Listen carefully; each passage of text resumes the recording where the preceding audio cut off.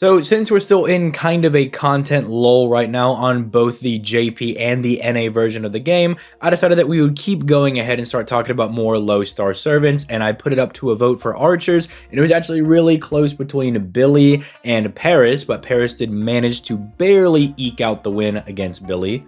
So we're going to be talking about him in today's video, but I just wanted to say real quick, we're in this content lull right now on both versions of the game. Meanwhile, Arcade is eating over there with a new BB skin, alright? It's just not fair.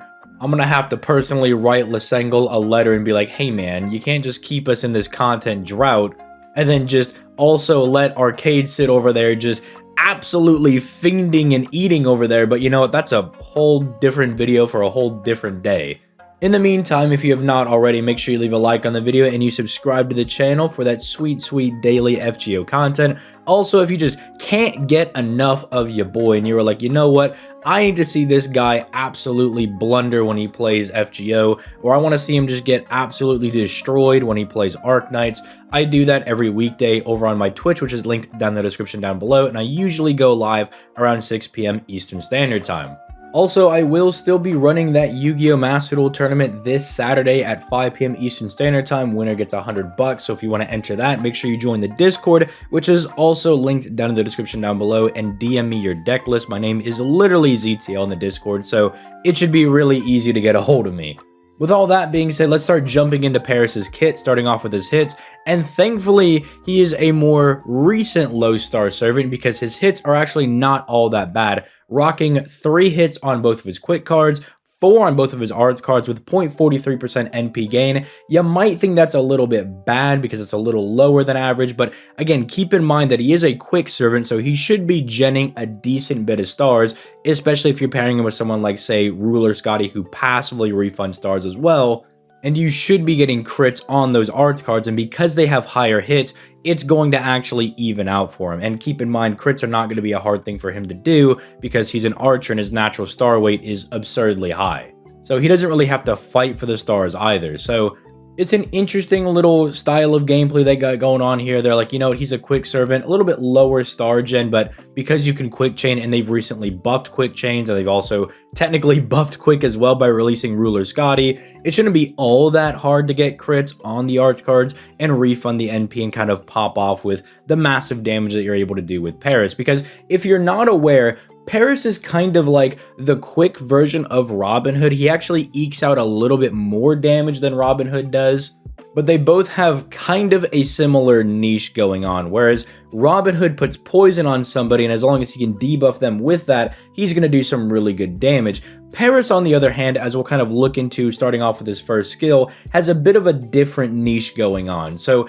instead of slapping a debuff onto somebody, what Paris does is he removes their buffs, and if he removes their buffs, he gives them this vital spot identified debuff, and as long as the enemy has that debuff for the next 3 turns, he's just going to keep smacking them for really big damage on his NP. So it's kind of like better technically, because not only is it buff removal on your opponent, but you also still get the special damage mod. The only thing is that you can't really control it. You have to wait for your opponent to buff themselves. That's really the only weird thing about it. But I do like this, right? Because I think buff removal is really, really strong on opponents, especially when they're like stacking their attack, their crit damage, just annoying things like that, and they're just smacking you for 1 billion damage.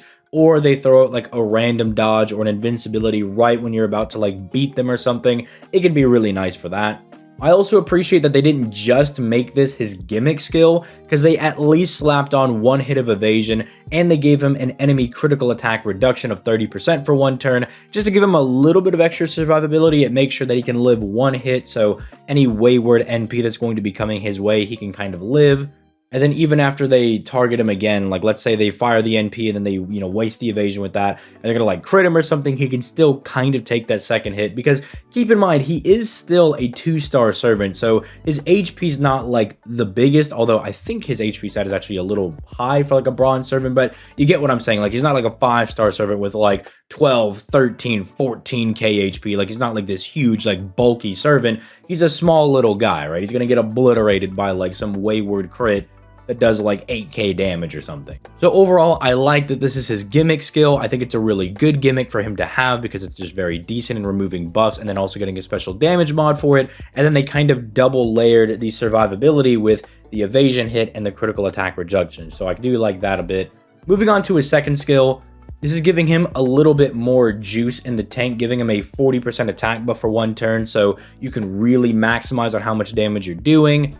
And then it also gives him a little bit more survivability, a 20% defensive buff for 3 turns, and then 50% debuff resistance for 3 turns, in conjunction with the 17.5% that he has because, you know, he has magic resistance, does mean that when this skill is up, he really shouldn't be getting, like, debuffed or anything, which is really nice, and it's going to make him a little bit more tanky. But again, 20% defense by itself, you probably won't notice it as much, but if you pair it with literally anything else, like a mash, or I don't know, you throw Bedivere in your team, or a waiver or something, right? People like that can give you additional defensive buffs. You'll definitely notice that Paris will become a bit bulkier, so it's nice that he's able to do that. But really, you're probably just going to use this for the attack buff and then be like, oh cool, I'm not getting like stunned or charmed or anything weird like that, which is nice for more difficult content. But again, it's primarily probably going to be used for that massive 40% attack buff.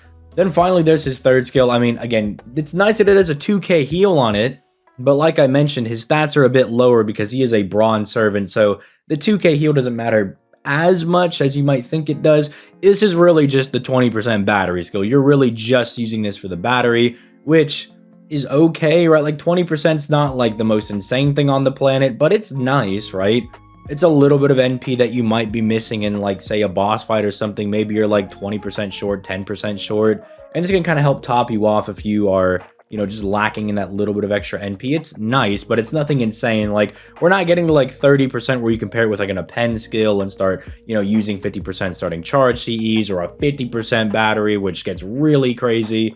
But again, can't deny that it is just a nice little battery that he gets. And then, I mean, his NP is really strong. I think his NP kind of completes really the whole package that he's got going offensively, because it's giving him Pierce invincibility on top of the fact that he also has that special damage mod. So you're not going to waste the special damage mod if you actually are able to pull it off on the first go. And I say pull it off like it's going to be a really hard thing for you to do, but you just got to wait for the opponent to like buff themselves. So as soon as they buff themselves, you yeet that off of them, and then boom, you can just immediately smack them with your NP, especially because you should be using him with Scotty. Scotty can just overcharge his NP with, you know, 50% battery she can inject right into Paris.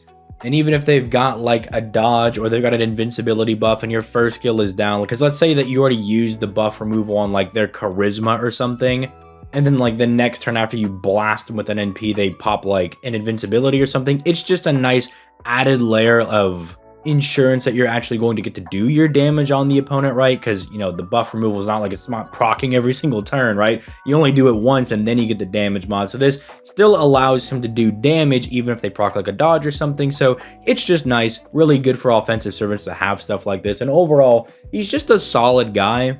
I mean, I would say that he's like cheaper to level up than Robin Hood if you wanted to make that comparison, but like Robin Hood's a 3-star as well. So it's like, it's just more of like, what is the boss going to have? If the boss can be debuffed, you can bring Robin Hood if you want.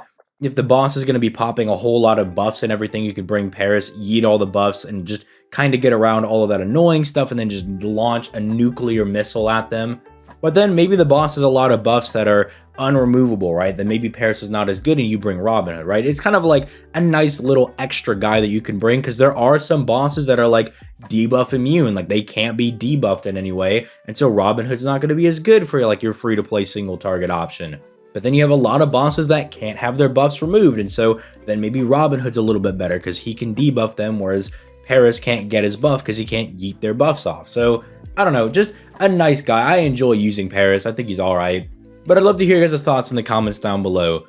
I mean, I'm assuming most people actually have Paris leveled up. I just don't know how many people have actually used Paris. And so hopefully people are like, oh yeah, Paris is actually a bit better than I thought. Again, the defensive skills are a little bit weird. I don't really think they're all like super great. Like one hit of evasion, small heal, small defense. Like, yeah, that's all nice.